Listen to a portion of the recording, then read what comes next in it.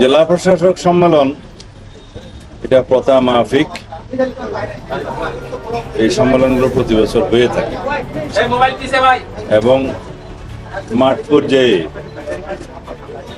Chief executive of the স্টেটের representative হিসাবে এবং সরকার প্রধান প্রতিনিধি হিসাবে আর মন্ত্রণালয় সমূহের বিভিন্ন দায়িত্বগুলো যেগুলো প্রজ্ঞাপন আকারে দেওয়া হয় এবং সমস্ত দায়িত্ব জেলা প্রশাসনের উপরে আইনিভাবে ন্যস্ত আছে সেগুলো সম্পন্নের জন্য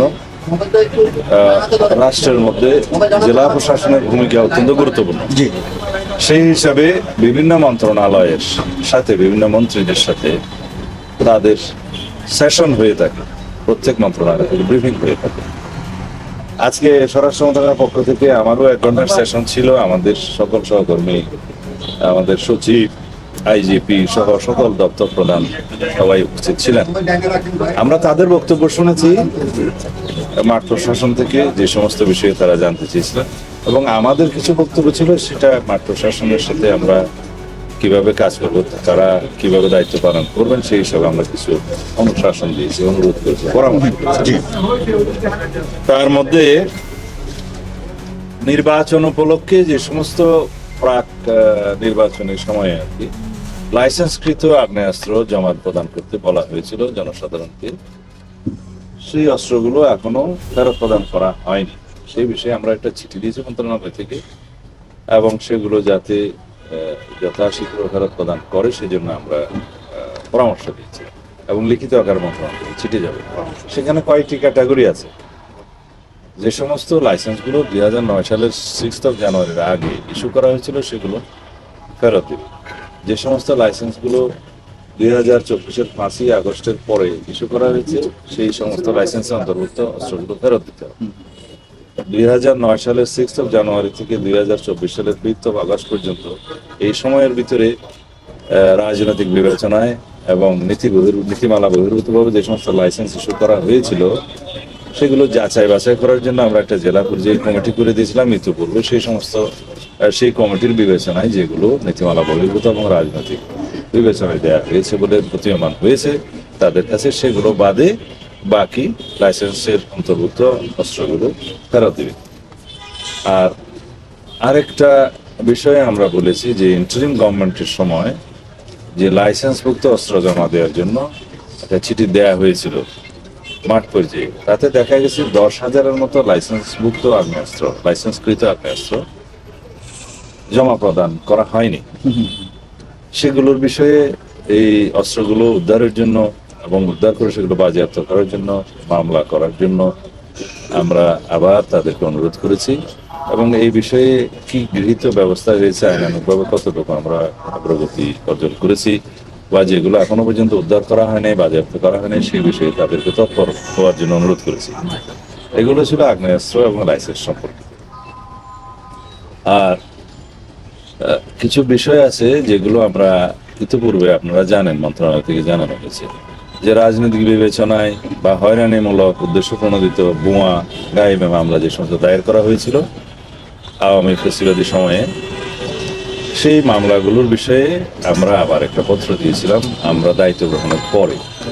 ইন্টারিম গভর্নমেন্টের সময় কিছু মামলা প্রত্যাহার করা হয়েছে, কিন্তু সেখানে কিছু কিছু মামলা, কিছু শ্রেণীর মামলা অন্তর্ভুক্ত করা হয়নি, যেমন হত্যা মামলা, অস্ত্র মামলা, নারী নির্যাতন, মাদক পাচার, মানব পাচার, এই সমস্ত কিছু মামলা এই আওতাভুক্ত করা ছিল না তখন। আমরা পলিটিক্যাল গভর্নমেন্ট দায়িত্ব নেওয়ার পরে আমরা বিবেচনা করেছি যে আমাদের বিরুদ্ধেও অনেক অস্ত্র মামলা, হত্যা মামলা দেওয়া হয়েছে। এমনকি দেশনেত্রী বেগম খালেদা জিয়ার বিরুদ্ধেও হত্যা মামলা ছিল, অন্তত আমার জানা মতে 2-3টা, যাত্রাবাড়ি, কুমিল্লা সহ বিভিন্ন জায়গায়, 14 গ্রামের মামলা সহ আমার বিরুদ্ধে একই মামলাগুলো ছিল। অস্ত্র মামলাও ছিল। আমাদের অনেক নেতাদের বিরুদ্ধে মাদক মামলা দেওয়া হয়েছিল, নারী নির্যাতন সহ যে কোনোভাবে যাতে আটক রাখা যায় সে মামলাগুলো দেওয়া হয়েছিল।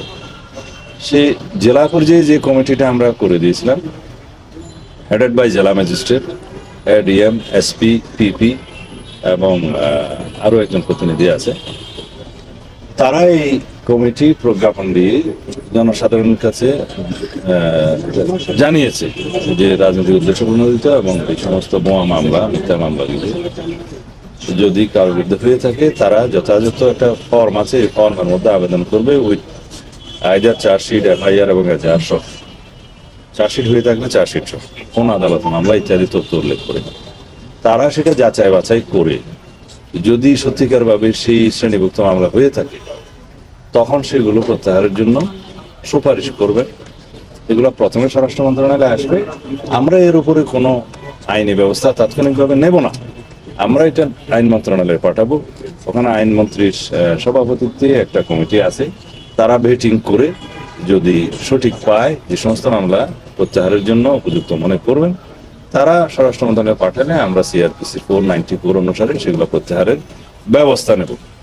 এই হচ্ছে দ্বিতীয় বিষয়। আর তৃতীয় আরেকটা বিষয় আছে খুব গুরুত্বপূর্ণ। 5th আগস্টের পরে বৈষম্য বিরোধী আন্দোলনের সাথে সংশ্লিষ্ট বেশ কিছু মামলা হয়েছে, যেগুলো গণহত্যার মামলা এবং আওয়ামী ফ্যাসিবাদী বিভিন্ন মানবতা বিরোধী অপরাধের মামলা। এখানে আমরা তাদের কাছে তালিকা চেয়েছি জেলা পর্যায়ে, যে জেলাওয়ারি কতগুলো মামলা সেরকম দাখিল হয়েছে। এগুলো রিমোট ডিস্ট্রিক্টগুলোতে হয়তো কম, কিন্তু মহানগরগুলোতে সংখ্যা একটু বেশি। তাতে আমরা যাচাই বাছাই করে দেখব, যাতে আপনারা সবাই জানেন অনেক মামলার মধ্যে হাজার হাজার লোককে আসামি করা হয়েছে, সেগুলো আমরা যাচাই বাছাই করে দেখব সত্যিকার অর্থে প্রকৃত আসামি কারা, সেটা আইইউ তদন্ত কর্মকর্তাগণ এটা তদন্ত করে দেখবেন, এবং যাতে স্বল্প সময়ের ভিতরে সেটা ডিসপোজ অফ করতে পারে তদন্ত, সেটা দেখবেন। আর যাদেরকে উদ্দেশ্যপ্রণোদিতভাবে মামলায় অন্তর্ভুক্ত করা হয়েছে তাদেরকে যাতে নিষ্কৃতি দেয় সেই সুপারিশটা আমরা করেছি। তবে এটা আইনানুগভাবেই হবে, আইনি প্রক্রিয়াই হবে। আর কি বিষয় ছিল? হ্যাঁ, আসন্ন ঈদুল আজহা উপলক্ষে আমাদের মাননীয় প্রধানমন্ত্রী একটা মিটিং ডেকেছিলেন, তার সভাপতিত্বে আমরা সেই সবার কিছু সিদ্ধান্ত জেলা প্রশাসকদেরকে জানিয়েছি। তাহলে আমরা যাতে ঈদ যাত্রাটা নিরাপদ করতে পারি, যাওয়া আসা এবং সড়কে নিরাপত্তা প্রদান করতে পারে পুলিশ এবং সড়ক পরিবহন বিভাগ, যাতে তারা জনগণের নিরাপদ যাত্রাটা নিশ্চিত করতে পারে, আশাটা নিশ্চিত করতে পারে, সেই জন্য কিছু অনুশাসন দিয়েছেন। সেরকম সিদ্ধান্তগুলোর মধ্যে একটা হচ্ছে সড়ক মহাসড়কের উপরে কোন রকমের পশুর হাট অনুমতি দেওয়া হবে না। রেল লাইনের অতি সন্নিকটে কোনো পশুর হাট অনুমতি দেওয়া হবে না। আর যে সমস্ত হাটবাজারে, বড় বড় হাটবাজারে অনেক সময় দেখা যায় যে বিভিন্ন জালিয়াতি হচ্ছে, সেগুলো বডি ক্যামেরা নিয়ে পুলিশ পাহারা দিবে। এবং অনেক জায়গায় জাল নোটের কিছু কারবার দেখা গেছে অতীতের অভিজ্ঞতা, সেখানে জাল নোট ভেরিফিকেশনের জন্য পুলিশের পক্ষ থেকে কিছু মেশিন সরবরাহ করা হবে। ব্যাংকগুলো সেই ব্যাপারে কাছাকাছি যেগুলো আছে তৎপর থাকবে, এবং যাতে ডিসিপ্লিন রক্ষা করা যায় সেই জন্য আরো কিছু আমরা ব্যবস্থা নিয়েছি। আর আমরা 7 দিন আগে, ঈদুল আজহার 7 দিন আগে পুলিশ হেডকোয়ার্টারে একটা monitoring cell, central monitoring cell আমরা স্থাপন করব। সারা দেশের সাথে যোগাযোগ থাকবে, মহাসড়কগুলোকে যেখানে যেখানে ক্যামেরা আছে ক্যামেরা দিয়ে মনিটর করা হবে, আর যেখানে যেখানে নাই সেখানে আমরা যথোপযুক্ত ব্যবস্থা করব, যাতে অতীতের অভিজ্ঞতা থেকে আমরা যা শিক্ষা নিয়েছি সেগুলো অ্যাপ্লাই করে যাতে আমরা একটা নজির স্থাপন করতে পারি যে নিরাপদে আমাদের এই ঈদ যাত্রাটা এবং আশাটা নিশ্চিত করতে পারি। সেই জন্য হ্যাঁ একটা ছোট্ট যে সমস্ত জেলায় নৌ পরিবহনের মাধ্যমে ফেরিঘাট আছে আর